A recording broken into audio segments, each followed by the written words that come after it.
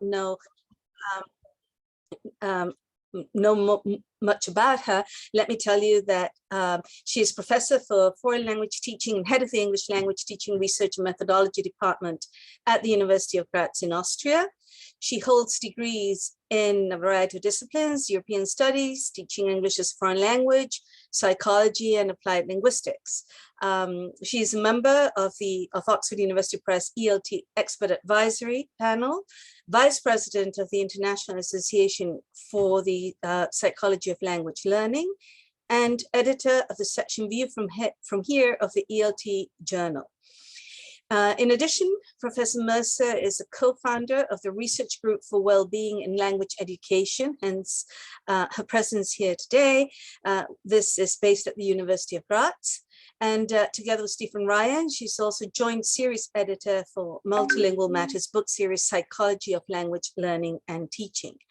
Professor Mercer's research focuses on applied linguistics with a special focus on psycholinguistics from a complex dynamic systems theory approach. Her many research projects will interest you. These include self-concept and professional well-being of CLIL teachers in primary, secondary, and tertiary context. This is important because, of course, her research covers all three levels of the educational spectrum. Critical skills for life and work, as well as global citizenship and multilingual competences toolkit, which are very relevant to us today. And not least, the psychological capital of foreign language teachers, which is a project that is ongoing at the moment. In addition to countless presentations and talks, Sarah has published extensively in major journals such as System, the Modern Language Journal, TESOL Quarterly, ELT Journal, Studies in Second Language Learning and Teaching, and Language Learning Journal. She will probably, I hope, tell you a little bit about a particular book that she has written, so I will not spoil it for you. And Sarah, the floor is yours. It is really a pleasure to have you join us. Thank you so much, Rosie. What a lovely, kind and warm welcome. Thank you very much. It's lovely to be here. I see some faces from this morning, so I apologize deeply that you're going to hear some of the same things again. Not all of it, but some of it you'll hear again. So I apologize deeply for that. You can zone out at that moment if you wish. I have to admit, this was sort of a great luxury, was when somebody asks you to talk about something that you're passionate about and that you feel very strongly about, and to be given the chance to talk to people who can actually make a difference.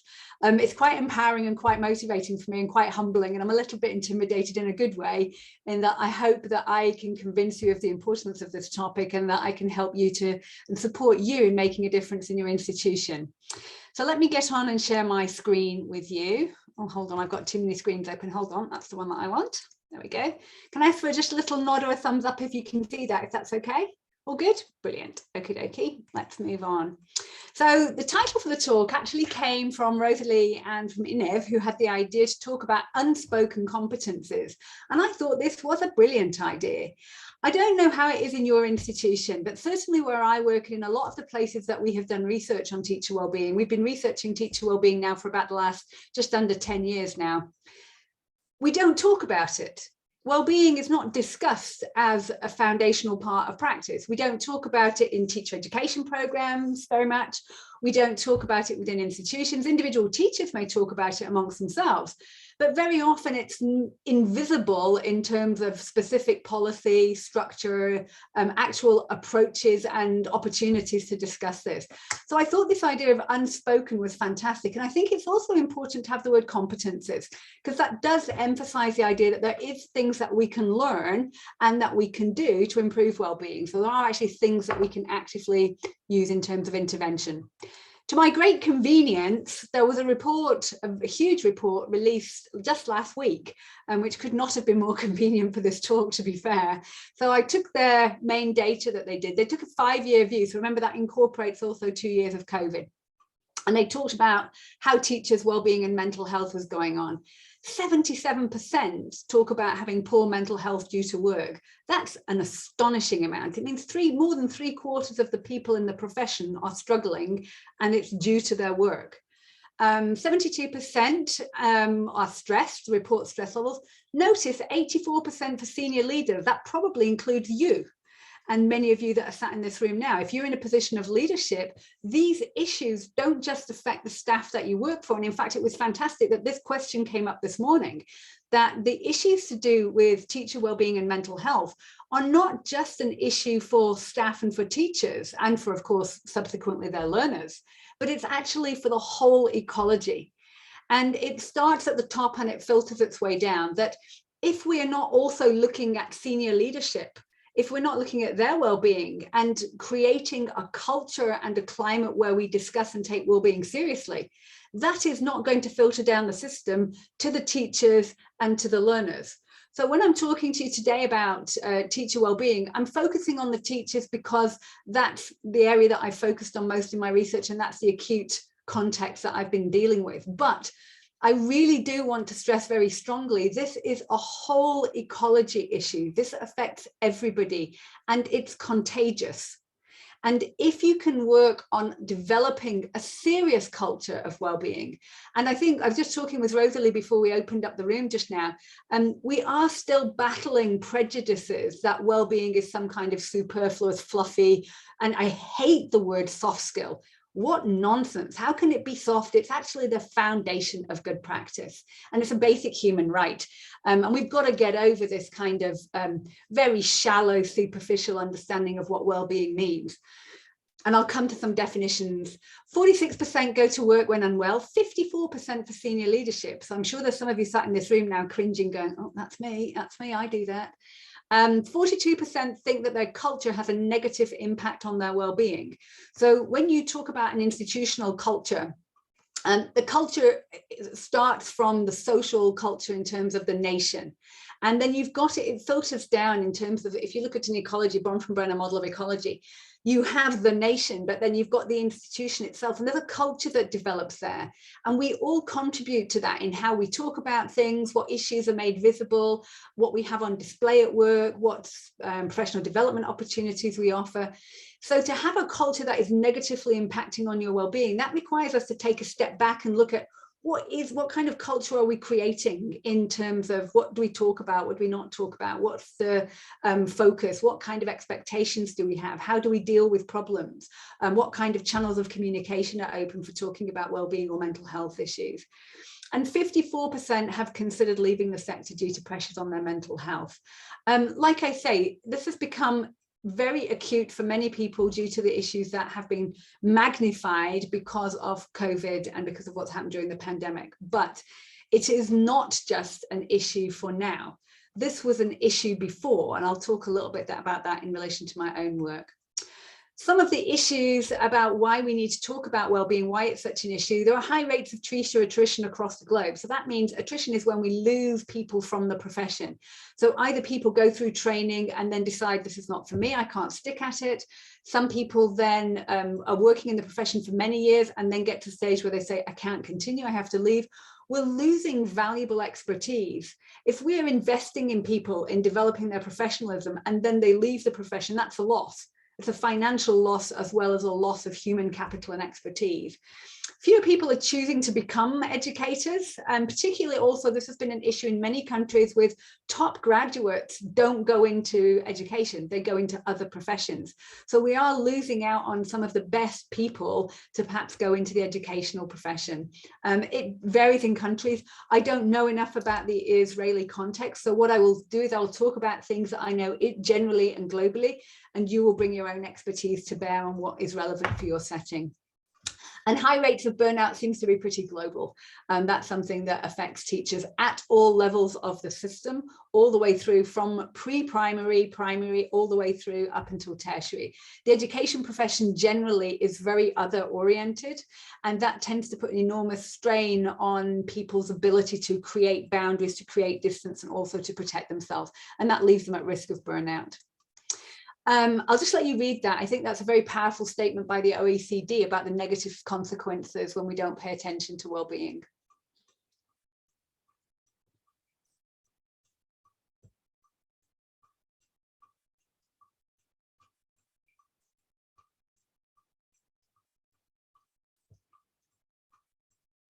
Now, I'm utterly convinced of the value of teacher well-being from a pure psychological point of view, and because I'm a teacher by heart and by training. And so my understanding of the quality of teaching means that I understand that teaching is of a higher quality when we have teachers who have higher well-being. However, I understand that there are also other models of understanding education that affect policymakers at different levels of the system, and they have to make decisions based on other criteria. This itself speaks volumes for what some of those criteria might be, and that attending to teacher well-being has very, very practical positive consequences. Now, the OECD is a kind of interesting setting in that teaching has been labelled a profession in crisis. We've given very little serious attention to the nature of teacher well-being, apart from, and I've put serious underlined here. One of the things that I have noticed in some of the school visits that I've done in different countries and different places is that we sometimes say that we talk about well-being because we offer a one-off seminar like today where I talk about well-being. That isn't serious attention. It's not sustainable. It has to become part of an institution and educational culture, and that takes time. It doesn't happen overnight. It doesn't happen with just one webinar. Having one webinar is an indication that it's becoming a topic of interest. You start with that. You start with talking about it and thinking about it.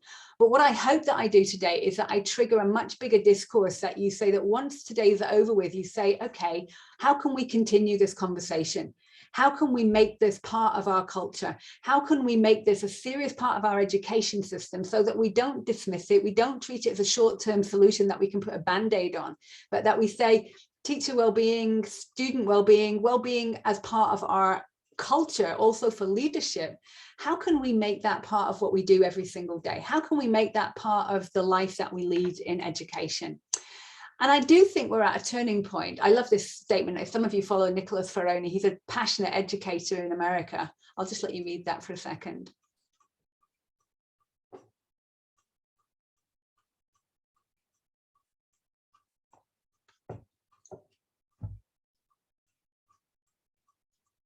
So I think I think there is a moment, a potential here, a critical moment in time where we can lead to change.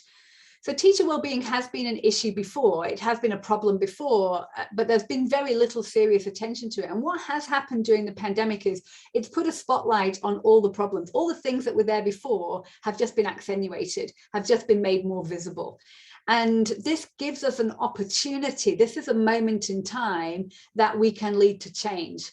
And it's up to us now to seize that moment, rescue the profession, make it something valuable, raise its esteem, give it the status it deserves, and ensure that teachers are in the best professional position they can be by attending to their well-being throughout the system. And this is this moment in time. This is what the pandemic can be, is it can be the trigger. We've started talking about teacher well-being. Now we've started talking about learner well-being. Now is the time to take this forward and move forward. Now, this is why I come back to the OECD. I got the slide mixed up in my head. Is OECD has now started to measure teacher well-being, and this is phenomenal. So let me just, so those of you, you will be familiar with the OECD and the PISA studies. So the PISA studies were these studies that measured different countries based on the literacy and mathematics and science scores of their students.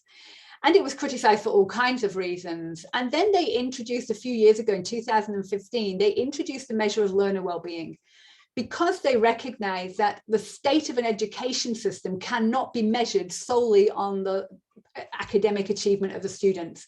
And they were looking at systems, for example, they were looking at Singapore and they were looking at Korea, and they were finding that student well-being was incredibly low, even if test scores were high. So the OECD, in making that statement, firstly about learner well-being in 2015, was saying an education system cannot be seen as succeeding if the well-being of the students suffer, but the academic grades are high. You cannot have an education system that's putting kids out there with low well-being, but they're doing great on test scores. That can't be what we're aiming for. And this new change, and I mean very, very new change, they collected the data for the first time in 2021. The report will come out in 2023. And now they're saying an education system, the merit of an education system is being also now measured on the well-being of its staff.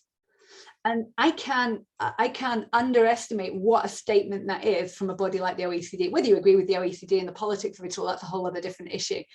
But for such an organization who has such an influence globally on education in their PISA studies, for them to now include a measure of teacher well-being, I'd like to think that we would attend to teacher well-being without the pressure from the OECD. But I'm realistic enough to know that that kind of development can put a pressure on education systems to start taking it more seriously.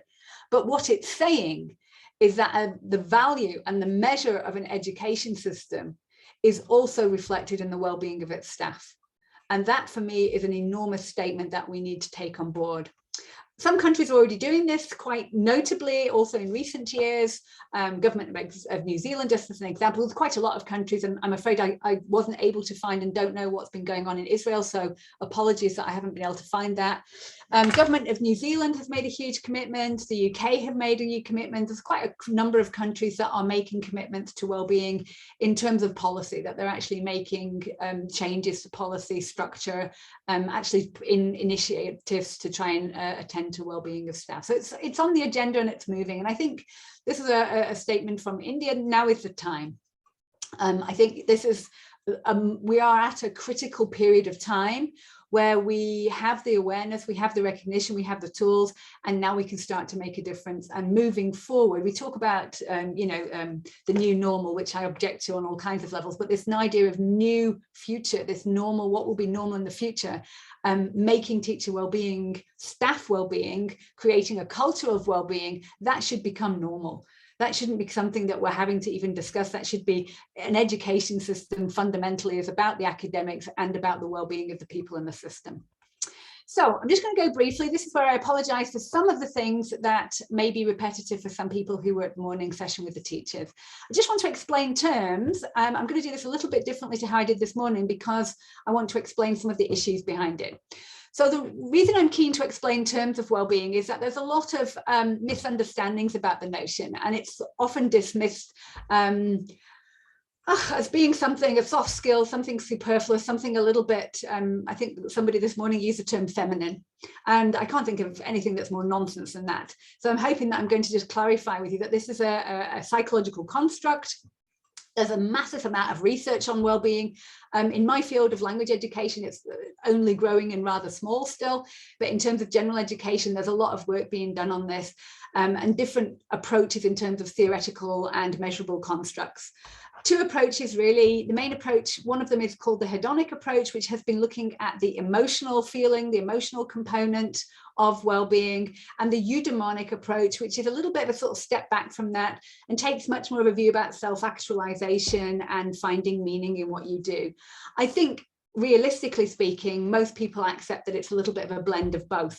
But when you're looking at research, for those of you who might want to engage with the research on this, you'll find that there are two different approaches. The most common construct, because it just started earlier, it had a longer heritage, is SWB, subjective well-being. There's a massive amount of research done by Ed Diener and colleagues on this, and that's probably the construct that's received the most attention. The important thing to stress for you here is that it's a balance between positive and negative emotions that gives you that sense of subjective well-being. It does not say that you have some idealized life where you only have positive emotions. That's just nonsense. Everybody has a whole palette of emotions and emotional experiences. But what it says is that on balance, when you take stock of your professional life or your personal life or your life more globally, when you take stock, you experience more positive emotion than negative emotion on balance. And that helps contribute to your overall sense of satisfaction. It's also very personal. And this is perhaps one of the challenges for all of us here, is that how people experience well-being is extremely individual. It is subjective. So you can have two people in the same working context experiencing the same working conditions, but how they experience that subjectively for them is very individual. And that means we have to be attentive to that unique character, that individuality about how people experience well-being. The second approach is the eudaimonic approach. It's the approach that I've embraced in my research. I find it to be a more long-term perspective. So when you look at subjective well-being, a lot of the measurements, when you're looking at the research side of things, a lot of the measurements are one-off measurements and short-term measurements.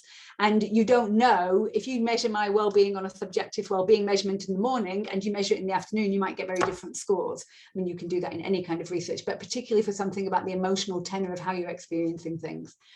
The eudaimonic view is that a much bigger view is saying that I find I can make sense of my life for me, that there is some meaning and sense to my life, and it gives me, I've got some sense of purpose, and I feel like I have my place. And it's composed, one of the most popular models is the PERMA model by Martin Seligman. Martin Seligman, he became the president of the American Psychological Association, and one of the big things that he did was he introduced the notion of positive psychology, and this was hugely important to the field, and it's important to our understanding here also of policy, is that he said that when we just take a deficit view of psychology, which is kind of what happened basically from the post-war period, the focus in psychology was what is wrong, how can we make it better? And positive psychology as an approach says, okay, it's important to understand what's going wrong and how we can improve that, but we need to understand what's going well. What are the strengths? What are the positive aspects of life? And how can we build more of those? How can we synthesize on those as well? And that's really a little bit where the background about well-being came from, is that it was a positive psychology background that said we need a balance view. We need to understand stresses that people are experiencing, the problems in the community, but we also need to know what is it that they're drawing on that gives them strength? What is it that helps them to flourish? What are the positive conditions? So the model that he designed is called the PERMA model.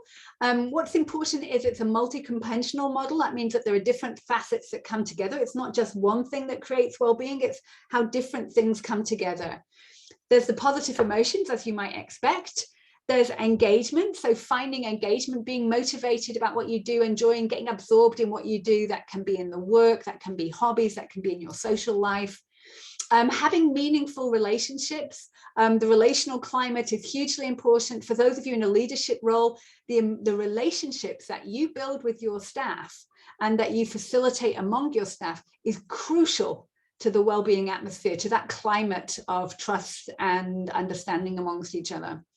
It's also the notion of meaning. I think in education, we are fortunate. I think it was actually Leo this morning who raised this, is we have it's a bit of a double-edged sword, that teachers get a lot of meaning and purpose from what they do. It's something very positive about being an educator. It's one of the things I love about my job. But the flip side of that is also not knowing when to create boundaries and when to stop, that sometimes we let ourselves get taken by finding meaning, by the positive, by enjoying what we're doing. And sometimes that's what leads to burnout, is that we don't know when to stop. We don't want to create those boundaries. And accomplishment is an aspect that has been misunderstood. This is not accomplishment in terms of material gains, having a big house, big car. This is about accomplishing things that matter to you. These can be little goals. It can be about having a strong relationship with your family. It can be about achieving something in your garden that you wanted to do. Accomplishment simply means you are accomplishing things daily on a large scale, on a small scale, that matter to you, that are important to you.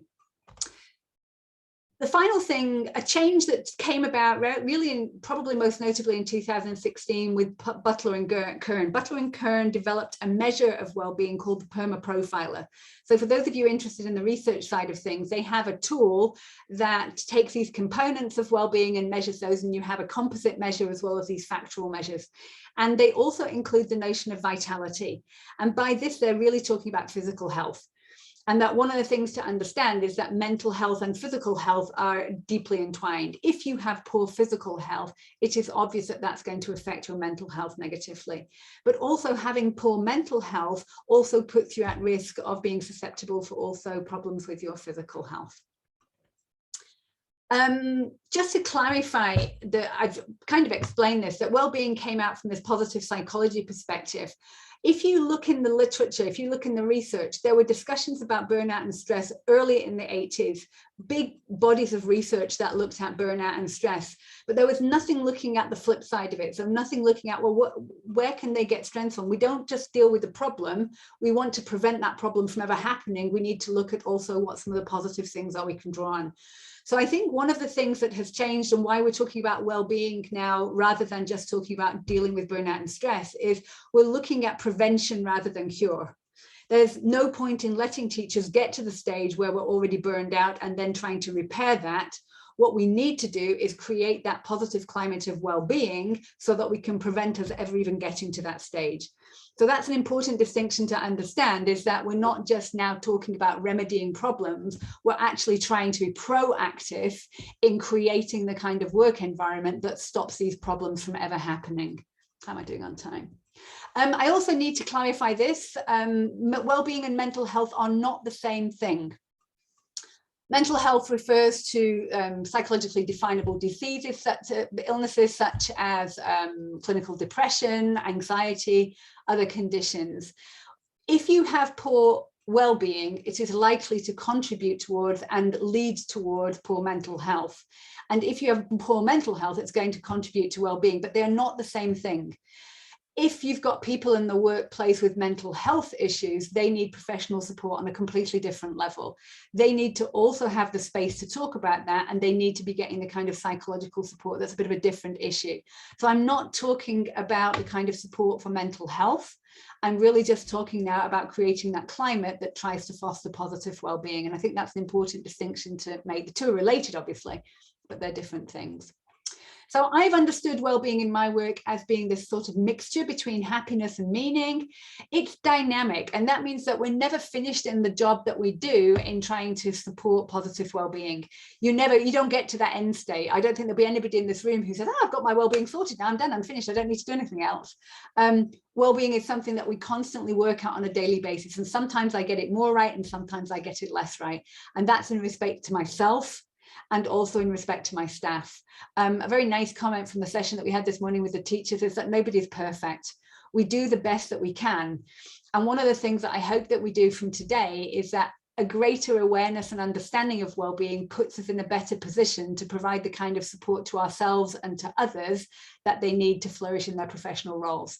But it doesn't mean that we're going to get it right every single day or every time. We're just human. We're doing the best that we can. The key thing that I want to stress, I'm going to stress repeatedly today, is that well-being comes from an interplay of personal characteristics and social contextual factors. Now, this is really important to understand, particularly for policy, is that individual teachers do have agency to make difference to what happens to their well-being. There are things that individuals can do. We're not powerless. There are things that we can do to help ourselves and help our well-being. But we are also constrained by social contextual factors. It means that we can't do anything that we like. There are expectations on us, pressures on us, and there is a climate that is contributing to that. And I think one of the challenges for all of us working on well-being is how to find the right kinds of interventions that support individuals in terms of self-care strategies, but also create the right kind of conditions for well-being. And one of the worries that I have is I don't want well-being to become something that is made the sole responsibility of the teachers, that kind of absconds any responsibility from institution and policy. It has to be that blend of both. The OECD put it very simply: they need the material conditions for well-being, and they need a perceived quality of life. That's this relationship then between individual agency and contextual structure. So what are some of the benefits of teacher well-being? Well, there are all kinds of reasons why it's important. Some of them we've talked about early on in terms of retention, in terms of avoiding burnout, in terms of attracting people to the profession. The teacher is the emotional hub in the classroom. So it should go without saying that the teacher well-being is hugely impactful for learner well-being as well. So through processes of contagion, basically we're contagious. And as a teacher, you are related to every single person in the room. If you think about it in terms of social network theory, the teacher is a central hub in terms of the relationships. So their well-being will impact strongly on learner well-being. Obviously, teacher well-being is an invaluable goal in of itself. It was really very telling this morning that when we asked the teachers what were some of the reasons why teacher well-being was important, nobody said because we deserve it ourselves. Nobody thought to mention that. Teachers with high well-being teach more creatively, have better relationships, fewer discipline problems, all of which contributes positively to learner achievement. So there is correlations between teachers having high well-being and also learner attainment.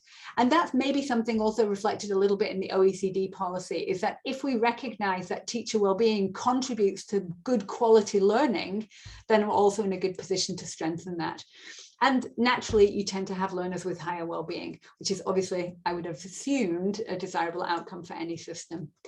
This is about benefits of well-being at any kind of workplace. So not specifically now talking about education, but I'm just going to let you read that. These are some of the benefits when you've got positive well-being in the workplace. I'll just let you read for a moment.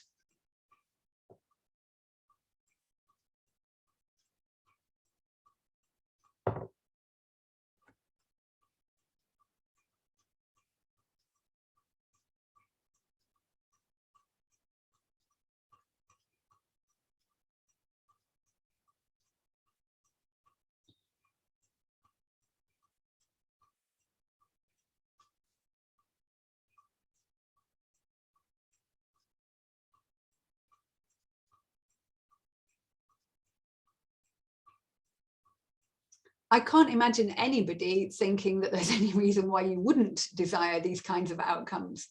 There's quite a lot of research in occupational psychology that looks at the benefits of well-being in all kinds of different professions.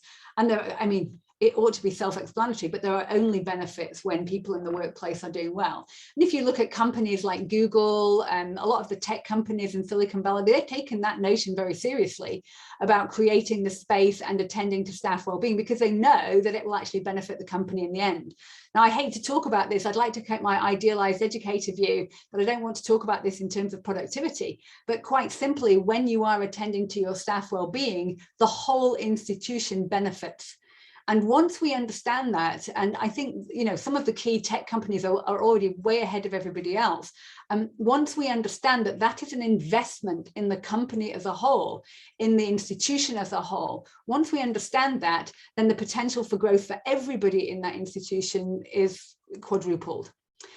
So for me, obviously, I'm slightly biased in my background, but teacher wellbeing is just the foundation of good practice. Everybody benefits when teachers have got high wellbeing. And the same goes for leadership.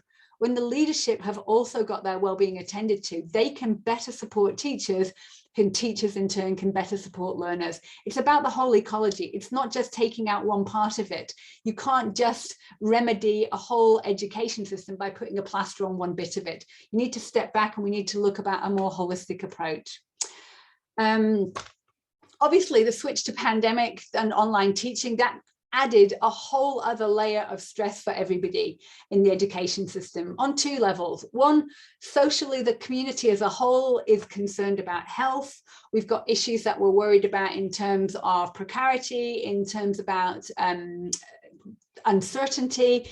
There's a whole lot of stress that goes with living through a pandemic anyway for anybody. In education, on top of that general level of stress that everyone is currently experiencing, you then have on top of that also the demand for completely changing the mode in which you do your professional life. And for me, also, everything has changed. My whole workplace has changed. We're still in lockdown in Austria, so I haven't been to my office for eons. It changes the way you work, and that in itself is very stressful. It's a very big change to how we do things. But teacher wellbeing was an issue before the pandemic, and we have to make this a regular part of what we do. It's not just something that is a response to the pandemic. Now, I'm running out of time, so I'm just going to be a little bit quick. We've been doing a range of studies here in Graz, looking at different aspects of psychology. Just going to highlight some of the findings from this and some of the relevance for you. The first study was a large €500,000 grant that I got from the Austrian Education Ministry to research teacher wellbeing, looking also comparing the situation in the UK. Now, what I want to stress about this in a kind of positive way, and I hope this will impact also the people I'm talking to today, is this research on teacher wellbeing was funded before the pandemic. So there was already a recognition from the funding bodies that we needed research and to understand what helps teachers to flourish and to work at their best. We looked at teachers across professional life phases. The important message for you is that there are different issues facing teachers, whether they are in pre-service, early career, mid-career, or late career. Now, these boundaries between these categories are a little bit blurry. So in terms of years of experience, I fall in late category, for example, but in terms of profile, I fit very much into the mid-career phase. So they're blurry boundaries, but what it does help you understand is that teachers and also professionals such as yourselves, you go through different life phases. And there's something that Goodson calls centers of gravity. And I love this notion, is that at different phases in our lives and professional careers, we have different pulls, different gravitational pulls towards different issues. So when you've got small children, it is normal that your gravitational pull is to your family. This may happen when you've got an elderly relative that needs caring for. It might happen when you move jobs and go to a new workplace. It might happen when you get promoted. So a center of gravity at different life phases and different stages in your life is you're pulled towards certain things, and that means you've got different demands on your time. So for you to understand is that different teachers at different phases need different kinds of support. They've got different centers of gravity. This is a lens that we've been using to look at well-being, and I find it very helpful in a practical sense. There are some theoretical issues with it, but that's fairly irrelevant for the moment. What's interesting to understand about this, and this is why well-being for me is more useful to understand than, for example, just looking at burnout. Challenges are the things that cause us challenge. These are the stresses, these are the difficulties that we encounter. These can be little things and they can be big things. But we also have resources to draw on, things that help us to cope, and things that help us to cope on a day-to-day basis, but also things that help us to cope with big issues. And the things we've got here, this can be psychological strength. So having a degree of confidence about yourself, being able to be assertive, those are things that can help us with our well-being. Social resources, having a good network of friends and family, also having a network at work of people that you can talk to, a sort of supportive work climate. And then physical resources, being able to enjoy physical health, being able to enjoy sport or exercise or positive nutrition, things that contribute to your well-being in that way. These are what we found, and I'm just going to let you read. Don't read it all, it's too much, but just pick one that maybe is relevant to you, maybe who you work with or for yourself, and just have a read. And this is it's a very simplistic summary of our findings, but these were the kinds of patterns that took place in different career stages.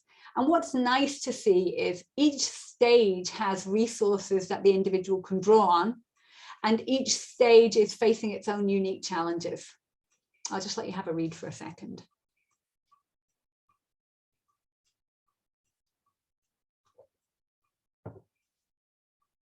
You may, if you've got questions about this at the end, please do keep your questions, and we can talk a little bit more about this at the end. I'm zapping on a little bit with time here. So all the way through the career, starting at pre-service, where you're developing your confidence, you're becoming aware about issues that you face, but you're needing to find your place in the community, develop your identity. Early career, where they're going through that process of mentorship, where they're starting to find their way, they're learning from others, accepting the reality of what it means to be an educator. The mid-career is probably the most interesting phase in some ways. It's also the phase that is where teachers struggle sometimes, because this is where there's often a pull in terms of center of gravitational pull to personal commitments as well as professional commitments. It's also a career phase where educators often decide to take on new challenges, to get out of the rut, to try something new, to take on positions higher in the profession, and that can also add to the workload and add to the stress, although it's rewarding in terms of doing something else. So what we found was that there's an overlap here. Some of you may be familiar with this. There's an overlap between professional career phases and also life phases, but they're not identical. So you'll see that there's a much more homogeneity in the first part here. So that early on and to the mid-career stage in different studies, there tends to be a dip in happiness levels, in well-being levels. And that's because we call it the midlife crisis. It's not really a crisis, but midlife there's a lot of things pulling us in different directions, and there's still time to make changes. So people are going through a lot of decisions about if they're on the path that they want to be on. And late age, third age, is seen to be much more diffuse. There's very, very mixed, and that was the case in our study. We had some teachers who were ready to retire, who'd had enough, and we had some that were dreading retiring because they were absolutely loving what they do in the peak of their profession, making a huge contribution. So I think what I want to say with this is that well-being is highly individual, but there are also patterns that we can attend to across different life phases. And that means that when we're looking to support educators, we do need to try to take that holistic understanding of the individual and understand what are their gravitational pulls, what else are they dealing with at this moment in time. Research study 2 was done during the pandemic. We've done a number of studies. We've done quite a lot of studies that came for various reasons. And again, I cannot stress this enough. This is research done during the pandemic. It's not just about now in the pandemic. So this morning we talked a little bit about resilience. And one of the things to understand about research conducted now is it helps us to understand how people deal with a moment of crisis. And that moment of crisis for educators can be taking up a new position, moving school, taking on a new group, dealing with an educational reform. So periods of crisis within education are not just about the pandemic, but looking at what happens in the pandemic gives us insight to understand also what we can do in other contexts, but it also helps us to understand the here and now. And these are my two dear colleagues, Tammy Gregerson and Peter McIntyre, two people I've worked a lot with and that I enjoy working with. We've done various publications. We did a huge online survey that started at time 1 in March, April 2020. We collected data again in November and December 2020, and we've just started collecting data again now. So we've got 3 points in time to look at how educator wellbeing has changed over the time. And we've also got 2 qualitative studies that we're doing ongoing as well. PDT refers to post-traumatic growth. So post-traumatic growth is looking at how some people may find, going through a trauma, may find that they have opportunity to grow and to develop new skill sets and to see an opportunity for positive change. Not everybody will, but some people might. Key insights, just to give you an idea of what people are going through: very high levels of stress among all the teachers. Acute workload problems was one of the biggest stressors.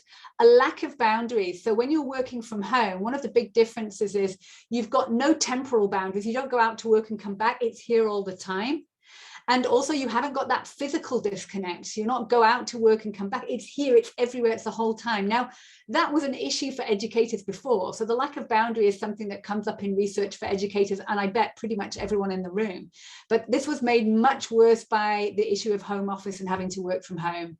There were concerns obviously about family health, worries about precarity for their jobs. So people were worried about losing their jobs, particularly people who were working in language centres at universities where they were not getting international students and so on.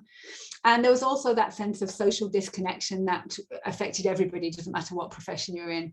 But this is quite shocking. In the scores, in the data that we've got, 25% of all respondents were in the WHO category of at risk of depression.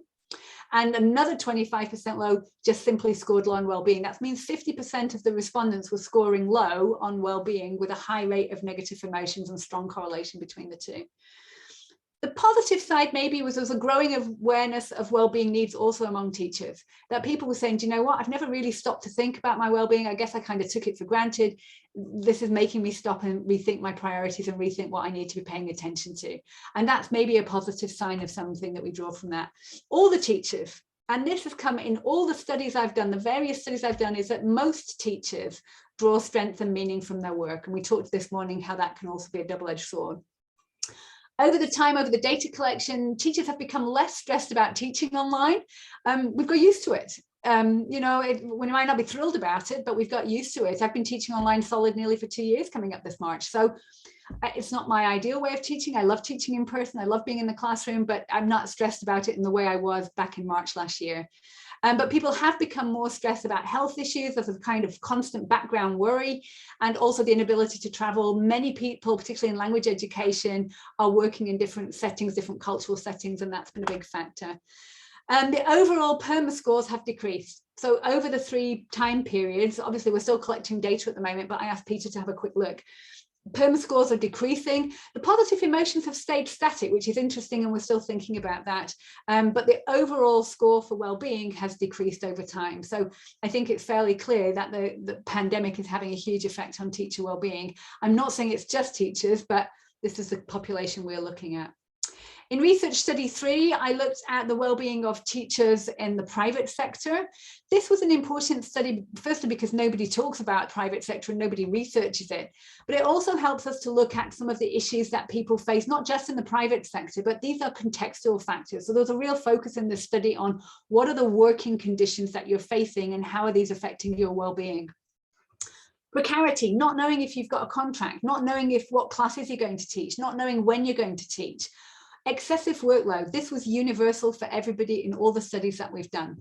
A lack of decision-making ability, so not being involved in discussions, having things told that you top down, this is what you must do, without having the space to make decisions yourself. Some teachers had no physical space, they didn't have a desk, they didn't even have a staff room. A lack of autonomy and a lack of communication from leadership, open communication between leadership, listening to staff, but also informing them of things, having those open communication channels was seen as key, and a low status and low respect for these teachers, particularly in this private sector. So I don't know how it is in your institutions. At my institution here in Austria, language teachers are not given the same respect as academic research professors. And I think that's hugely problematic. Everybody is contributing to the system in their way. And if you are not feeling that your work is being seen and valued and appreciated, it's inevitably going to have a negative impact on your well-being, whatever context you're in. So the two strands affecting well-being are these personal characteristics that we bring, this the sense of positivity, the social connections we have, our confidence, our ability to make decisions, but also then those social contextual conditions about the kind of autonomy we experience, the workload that's expected of us, the environment in terms of whether it's a more toxic environment or a very supportive, nurturing environment. All of those things together contribute to well-being. So my next steps.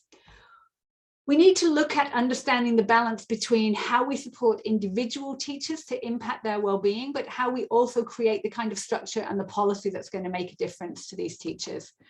We need more research. I know that I'm speaking to the converted here, and I know that there are people here who might be able to do that. We need more research about not only teacher well-being, but learner well-being and also leadership well-being, and looking ideally ecologically at how all of those are interconnected. And that means also if you are in this room and you have the potential to provide funding for research, you should. We need to tackle happyology myths. We've got to get over this notion. And I'm so frustrated that we're even having this conversation still.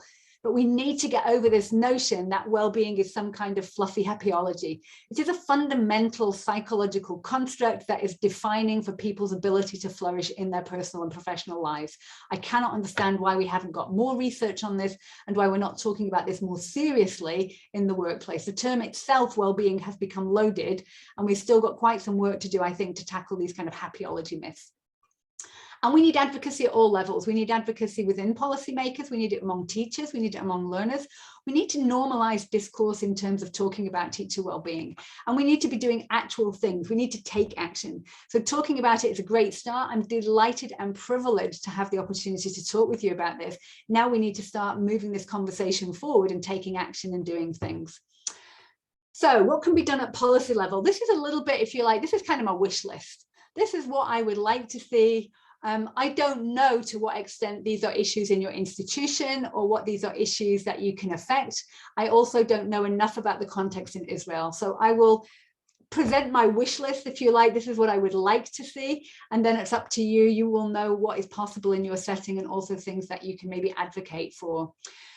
We need to first and foremost have a conversation about the emotional demands of teaching, that it is a very demanding profession. It's very outward oriented, out facing. It's very much about relationship. It's very much emotionally laden. And we need to be able to talk about that without that being seen as a sign of weakness or seen as some kind of non-technical side of teaching. It's foundational.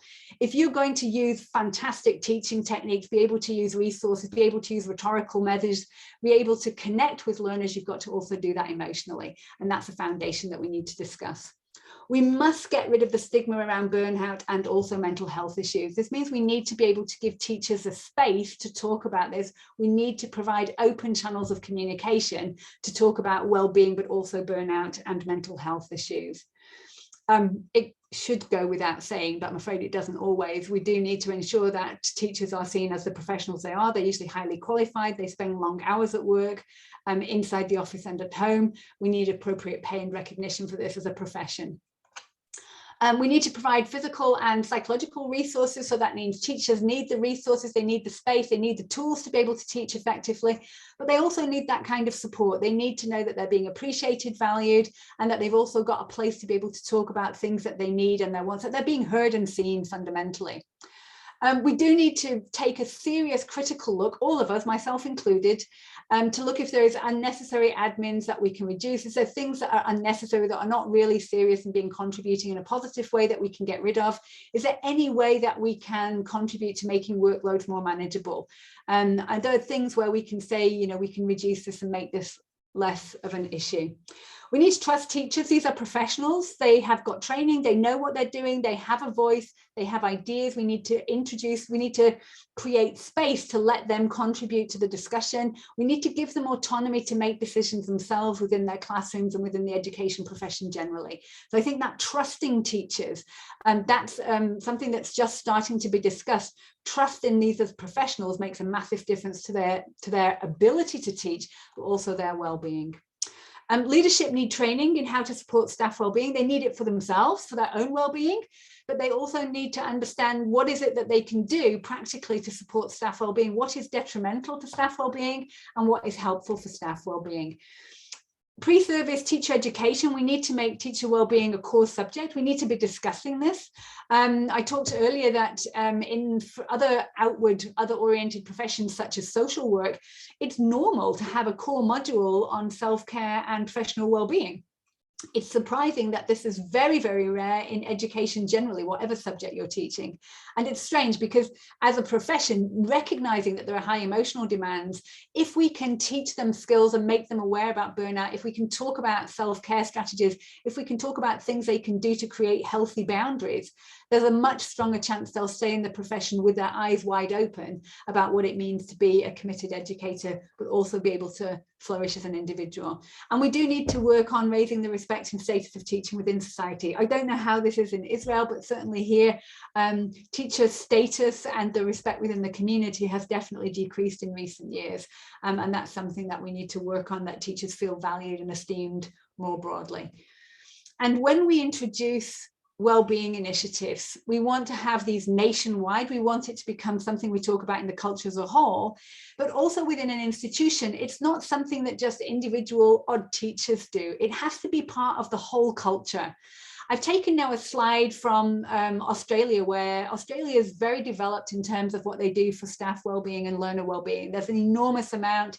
If you Google anything to do with practical policy and intervention, there's masses being done there. And I just liked this visual because it makes clear that when you're looking at employee well-being, and here we're talking about teachers in school, you're looking at everybody's well-being. You're looking at it holistically, that the principal, the head of the school, the leadership needs to be flourishing. Support staff, admin staff need to be being cared for. The teachers need to be being cared for. And fundamentally, we have to be working institutionally at developing a healthy culture. And that means a culture where everybody talks, where well-being is a normal part of our life, and we talk about how we can strengthen that for everybody that's involved. And that needs to be normalized. That's something that we've got, I think, some way to go yet to make that a normal part of every educational setting. I'm sure you will have many ideas in your own institution, things that you can do and contribute, and maybe afterwards you want to use a chat box to share some of these. But please don't make responsibility for well-being just an individual issue. It's not just self-care on its own is not enough. It helps. It's part of that agency that teachers have. It isn't sufficient. It's a collective responsibility, and it does need collective action. And that's from the whole institution, but also from policymakers up and beyond that as well. I'm going to leave you with a quote by Jonathan Sachs, who always has some very smart things to say. He talks about, we're in this together. And he says, and I will read it to you, when we move from the politics, oops, I've gone one too far. When we move from the politics of me to the politics of us, we rediscover those life-transforming, counterintuitive truths. A community is strong when it cares for the weak, that it becomes rich when it cares for the poor, and it becomes invulnerable when it cares about the vulnerable. And for me, this is a lovely statement about we're in this together, and we need to be thinking about the teacher ecology as a whole and how we can help not just individuals, but we can help all of us to flourish and be stronger and be able to do the jobs to the best of our possible ability. Thank you very much for your time and attention. Thank you, Sarah. And thank you for also, I didn't mention before, the representatives from the QA department that are here with us at the Council for Higher Education and are also listening in on this important lecture. So I think we're not such a large crowd. We can just like openly discuss now. Whoever has a question can just join in and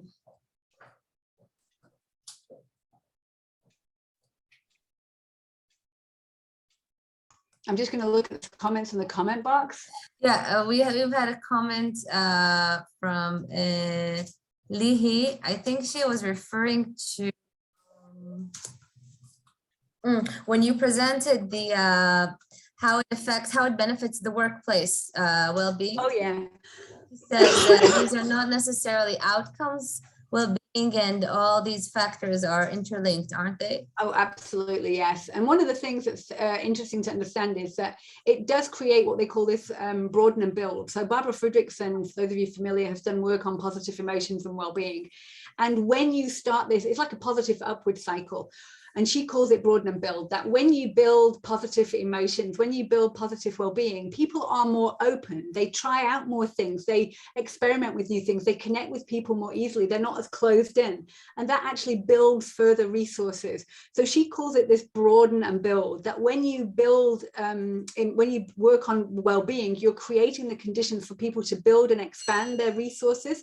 And that gives them further resources to draw on and leads to this kind of positive upward cycle. So perfect comment, very much so. Iran says that while too many business practices have infiltrated into higher education, concern for staff well-being hasn't really made it through the gate, not in any real sense. I would strongly agree. I don't know your setting, but I can certainly speak for my setting. That's absolutely bang on the mark. And it's very sad. I think these business models in education are damaging on all kinds of levels and potentially very problematic.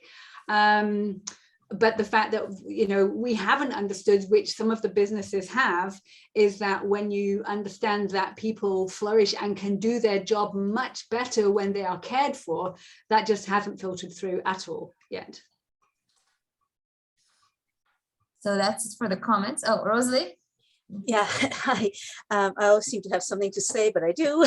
I think it's wonderful. Again, I'd like to thank you and the Council for Higher Education for realizing the need to initiate this conversation among ourselves, and Sarah is a wonderful catalyst. I think this lecture will certainly encourage us to develop in this direction, because it's something that does not tend to be discussed publicly, and dialogue is the key.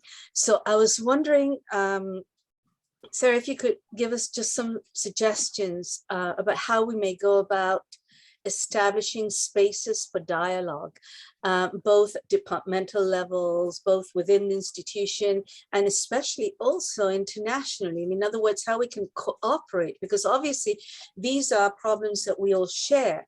And if we could discuss them and benefit from each other's experience, the different cultural contexts, and we can contribute and even come up with some, I don't know, I was listening to you talk this morning and now, and I can already start thinking about a sort of possible horizon project, that would be incredible, just like the CFR brought together all, language, a common language for language teachers.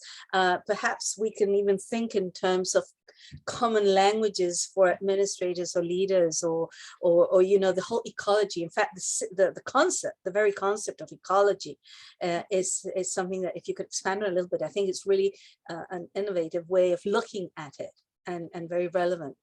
So, well, to be fair, Rosalie, you actually provided the best answer to your own question. You've actually got more ideas than I could possibly have. So I think you've already sort of answered that. So you worded it beautifully. If today can be a catalyst for you to start having discussions in your institutions, in your organizations, in your setting, I would be utterly thrilled and would be delighted if that were the case.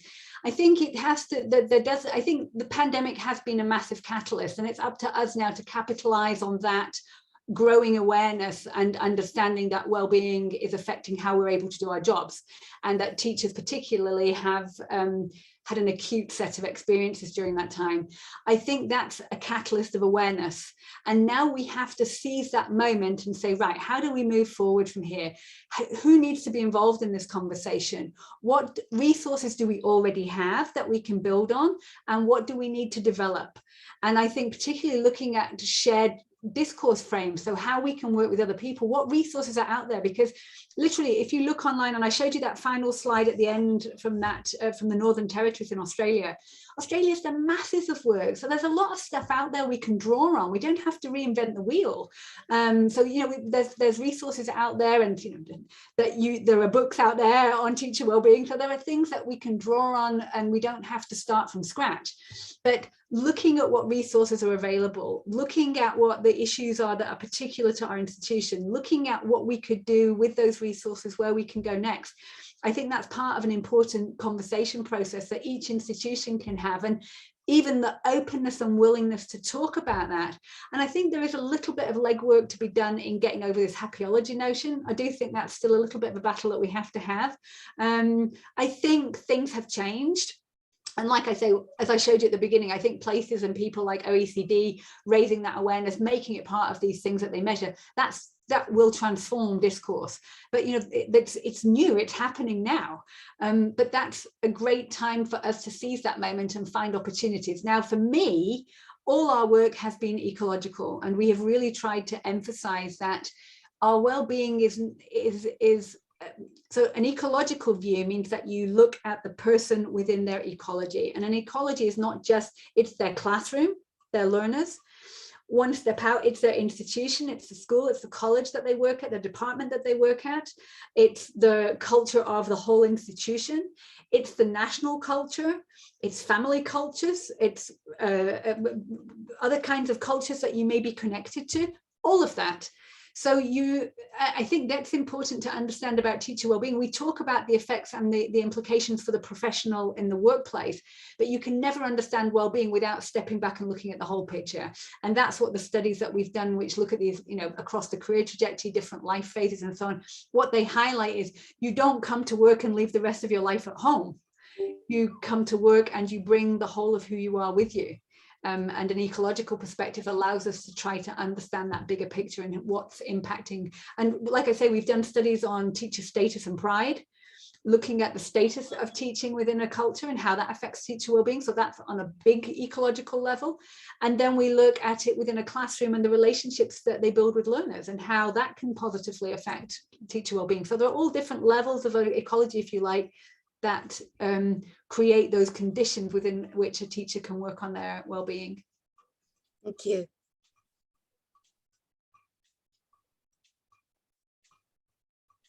So if there aren't any more questions, I've been asked if we could share the presentations. Sure, no problem. Aaron's got a question.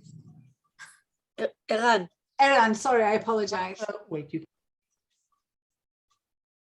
And we can't hear you. hear me? Can you hear me now? yes. Yes. Not so much of a question, more of a frustration, really. To no fault of your own, Sarah, I came out of this talk more frustrated than I came in. Really no fault of your own, maybe the fault of the participants here. I mean, or those not present. I was hoping to see administrators from institutions, maybe even institutional heads over here, maybe higher up people from the Council of Higher Education. I think when you're talking about teacher well-being or professors' well-being, it cannot stay grass level. And it has to involve people higher up in the system. And this conversation doesn't seem to be happening higher up at our system. So really, when I say it's no fault of your own, it's definitely no fault of of your own, but these conversations need to involve people higher up in our hierarchy. And I will say positively to the Council of Higher Education representatives, so say NAV. No, I'm not the only one. I'm the only one with the camera on, but Valda, the Deputy Director of the QA department, is here also on the call. And Nav, you are perfectly good enough for me. What I wanted to say only is that when you pick up on a theme, you do it well, and you've put in motion several snowballs during the last few years very effectively, without forcing them on the institutions, but definitely getting the institutions involved. And I think this really has to be a topic that you guys need to snowball down.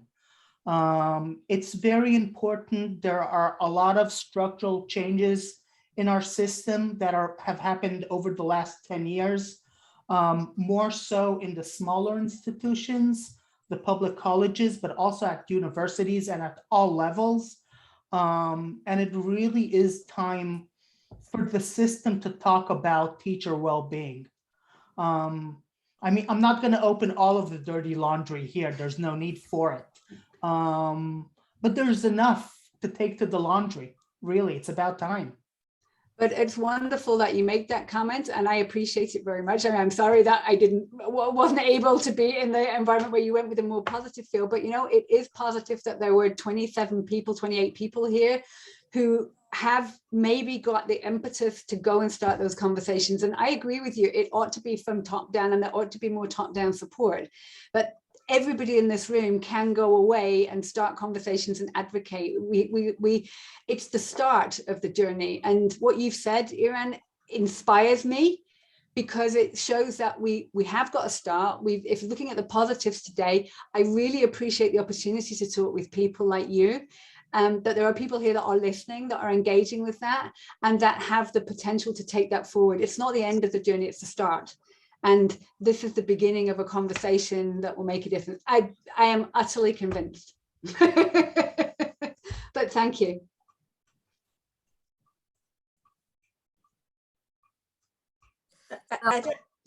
I just want to add to what Eran said. And Eran, thank you for bringing this point up, because it is exactly what I have been battling within my own institution from the beginning. And I think it's important.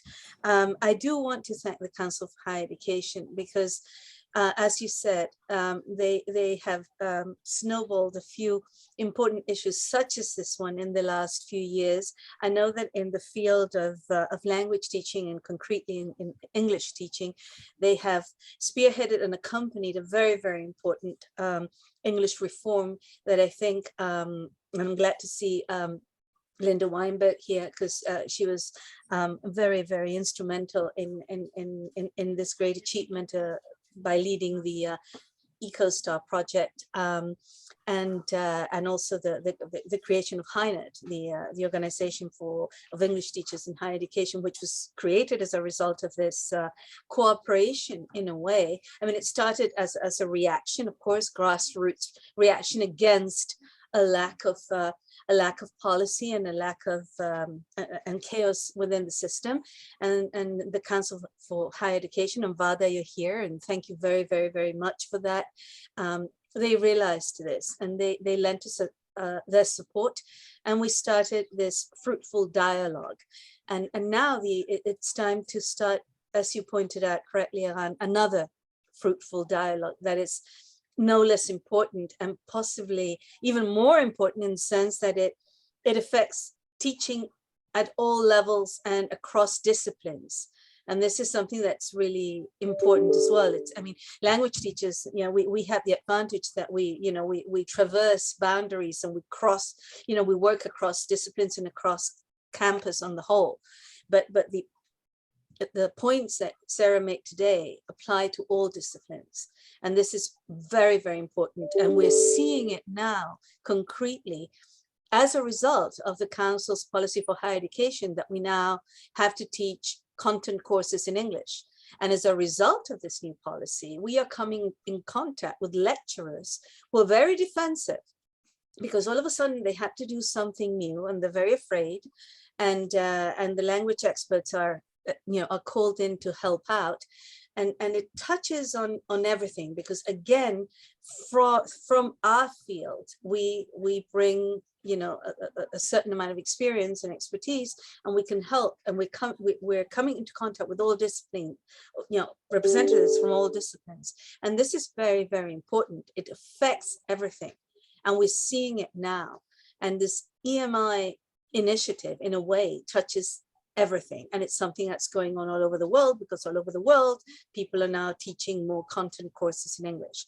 So we all come together in the end. It all ties in together, and as you say, we have to have dialogue with the bigwigs, with the big hats. And again, I feel that, the language teachers have been fighting this battle for so many years that we're a little bit tired. We're not going to give up. But if we can get the help of all of you here and other people, heads of teaching, teaching centers or centers for the advancement of teaching, now that you realize the importance of all this, hopefully we can all work together and engage. And find spaces, as I said, where we can all communicate, talk, and cooperate. I think it's essential, especially in our particular context with its particular demands, which we all know only too well. I think that was very well put. And gave an optimistic twist to, we all know where we're at, and we're not alone in this. It's a global issue. And I think that at least as for the Council of Higher Education, my feeling is the door is open to a lot of discourse and a lot of new ideas, and we can be hopeful that this could be one of the issues that would be tackled in the next round. So if nobody else has anything else to add, I think we're all already 20 minutes over time, and I'm sure Sarah and all of you have a lot to do.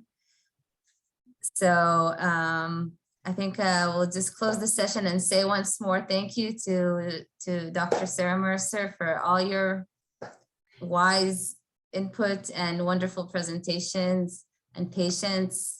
No, thank you so much for asking me, and also on behalf of everybody, thank you for opening the dialogue and starting the conversation. I'll be excited to see where it goes next, and I wish you good luck. And we'll certainly be in touch as you go on your journeys. We're not letting you go that easy. Thank you so much, everybody. Take good care. Thank you. Bye-bye. Thank you. Bye.